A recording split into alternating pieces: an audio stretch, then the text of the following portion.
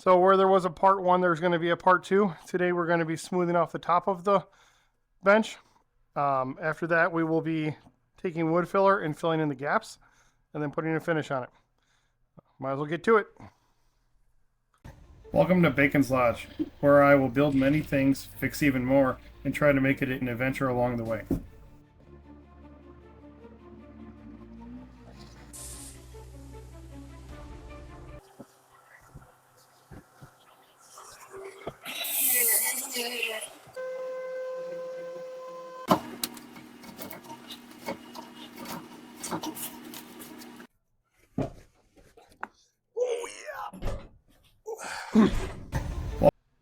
So this is the router sled. I've made some improvements to it. I can't take credit for them because I saw them on somebody else's YouTube channel. I'd give them credit, but I don't remember who I saw it on. I think it was just on one of the shorts. So I added this cardboard here so I can possibly capture some of the dust. I already had the hole for the vacuum in there.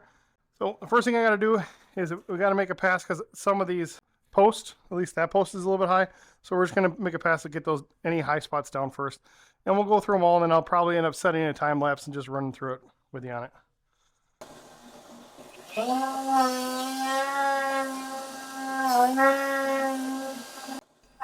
If you like this video, remember to click subscribe. It'll help the channel grow. Thank you. So I just had an idea. On these rails here, I don't really know where I'm at because I can't see it anymore because of the shrouds are covering it up. So I think, and this is more for an improvement if anybody else is going to be using these router sleds. My thought is I have an 1.5 inch router bit. If I come in here and put a mark every inch, that'll give me a reference to where I'm at. And then I can move it down 1 inch to 1.5 inches. You don't really want to go 1.5 inches. You want to go about 1 inch because that way every time it's clearing 1 inch. I think that'll help out quite a bit. So I just wanted to show that as an idea for anybody who's got these in the future.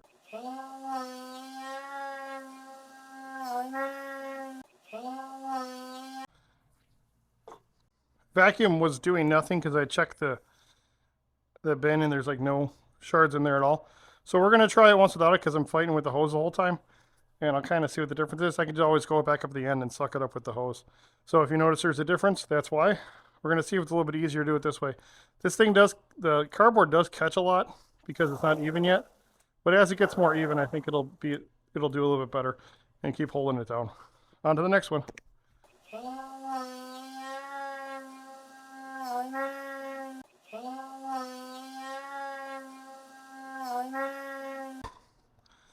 After 3 passes, I'm trying to get it so you can see it, that it's smooth across. I mean, there's some little hiccups, so like there's a little bump there. But overall, it's pretty smooth. So the next step, I think, is going to be to just do a rough sanding on it real quick. So anybody who works with power tools knows that it's kind of pretty janky.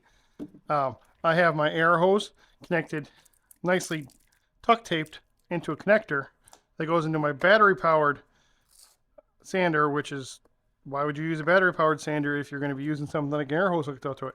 Well, it's because it's what I got. And the sandpaper I'm using is actually, it's a wire mesh, so you don't have to line up the holes, which is a lot nicer. And I'm going to start with an 80 grit. Probably only going to do 2 passes on this total. So I'm going to go through that and smooth it out and see how it goes from there.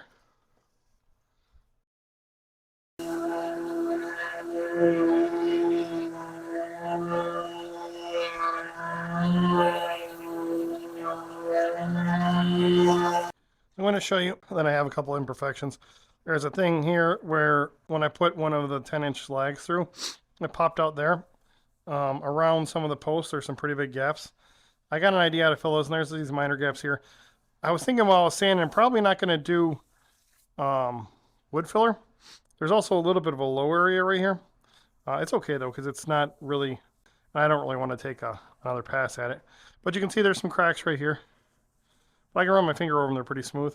And they got a pretty big gaps around this one. So what we're going to try to do right now is I'm going to try to fill these with some hot glue, and then I'll come back with some CA glue over top of all these imperfections, like the cracks and stuff, and then we'll smooth it off again.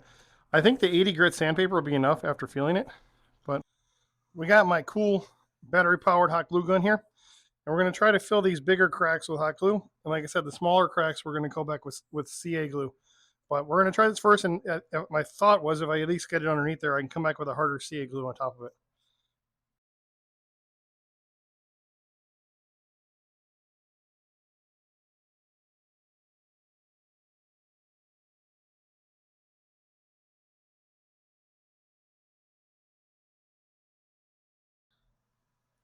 I'm putting the speed square on there to kind of level it out and cool it off.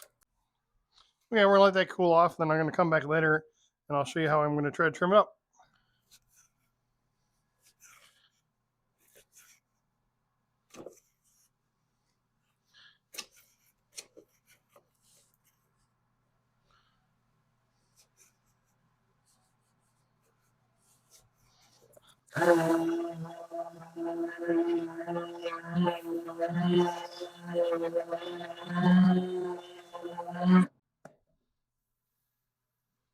Well, if I'm careful and I don't gouge it like I did here, it actually turns out pretty well. So I'm going to go through and scrape the rest of it.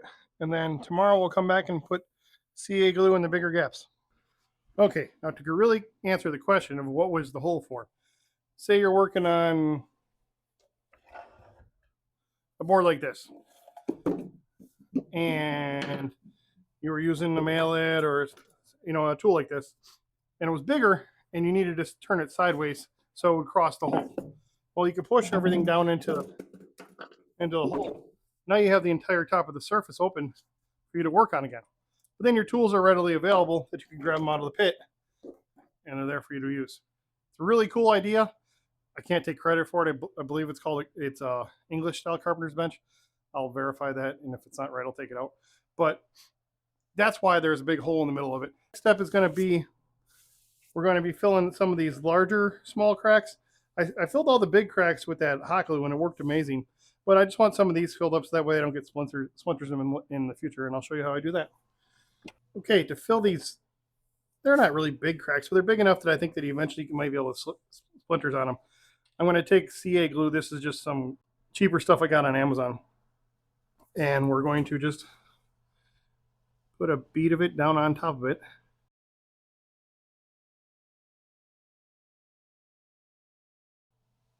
What's really cool about CA glue, which I believe stands for chemically activated, is you put down the glue part and then you can hit it with this activator and it instantly hardens it. Well, I mean within like 20 seconds. This stuff also dries really quickly. And then I'll continue doing the rest of it and then we'll sand over it. So.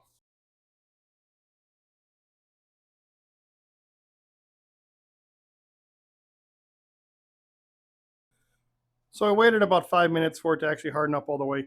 It's hard after 30 seconds according to the directions, but I like to give it a little bit more time.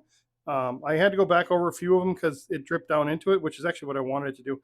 And even if it's not all the way flush to the top after I'm done sanding, it's okay because what it'll do is that the glue will actually harden the corners.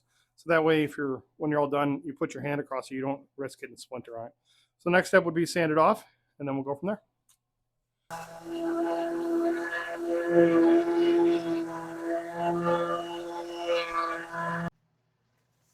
Okay, now we're going to put some finish on it.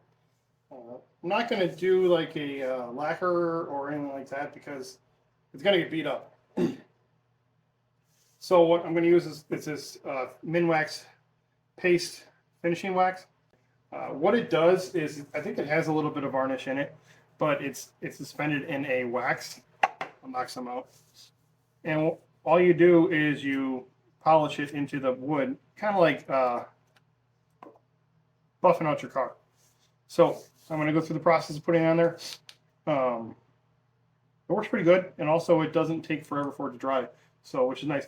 But because it's wax, it'll also give it a waxy buildup, which will make it easier to work on stuff. But it usually, if I do it thin enough, it won't rub off on the things I'm working on.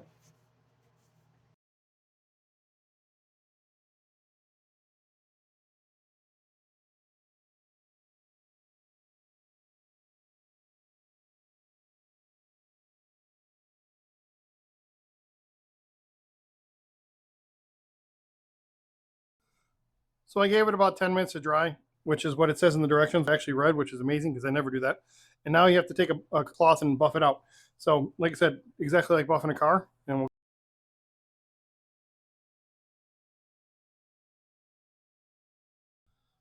so when I buffed it out, you can see in the rag here, it took off very little. I think more what it's supposed to do is supposed to even it out because when you rub it in, you can't be 100% consistent all the way through. So when you're going it, buffing it like this or in small circles, you're kind of spreading out the rest of anything that where it's higher in one area and lower in the other area, and it makes it so it's pretty smooth. And it's like I said, I put this on 10, maybe 15 minutes ago, probably 15 minutes ago, maybe 20, and I rub my hand over it and I don't get any type of I can feel resistance every once in a while, but it's not like it's rubbing off on my hands there. But where I filled in with the CA glue, it's smooth. There is still small gaps, which I don't really care about because this is pine. It's going to get nicked up and destroyed. That's also why I didn't want to put a really fine lacquer on it. If it gets to be too much of an issue, I can always plane this down a little bit. So I want to go through a little bit the features. So the bench itself, the reason why you want it to be so thick, this one's 5.5 inches thick, is because that way there's no deflection on it. So like say you were working on something here and you were planing or sanding or something, you're pushing hard down on it, you don't want your table or your bench to flex, because if you do, you're going to mess up your overall project. The tool pit, I guess we'll call it, as I demonstrated a little while ago, is really nice because you can have your tools accessibly there. But if you needed to turn something so it's over top of the tool, that you can, and it's supported on both sides. I made the edges stick out on all 4 sides so that you can clamp down to the edges if you need them. You can also drill holes in them on a grid pattern, and then there's clamps that you can use that'll wedge into there, and it'll hold things down in the middle. I don't know that I'm going to be using it enough to need something like that. So right now we're going to use it like this. The bottom, I didn't put all of the boards in for the shelf yet. The reason why is because I'm just going to use scraps from whenever I'm using projects. I don't want to go and cut up a big board just to put the shelving in the bottom there where it's not necessary for structure or for anything other than holding things that don't need to be there except for maybe during a project. Overall, I'm really happy with it. The casters are awesome because I can roll it without it being any effect really easily. And that way I can store it out of the way when I'm not using it. And when I do want to use it, I can move it around so I can show better things on camera. So I think the next thing is do is I'll kind of do a quick walk around with the camera in hand and show you it overall.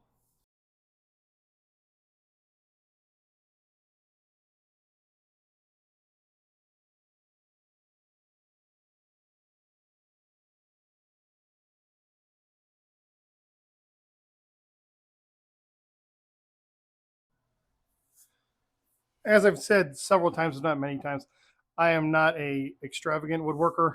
This one's kind of special because it's all made from lumber besides the post that we milled this spring, as in we, myself, Jeff, and the Kleins helped me mill out boards this spring on our sawmill, which kind of makes it cool because that means that this wood came from our land up north, which makes it a little bit more personal. And it's kind of cool that you can take a tree, slice it up, let it dry, and then use it for something.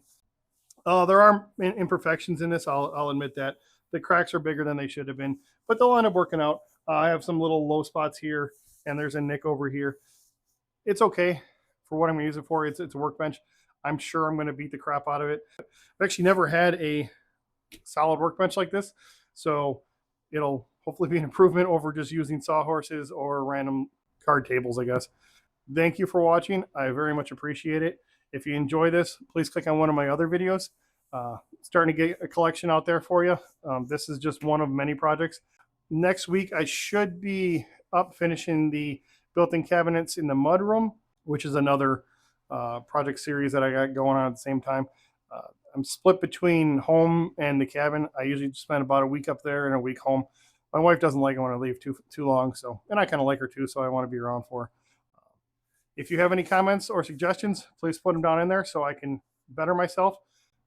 Thank you, and you have a great day.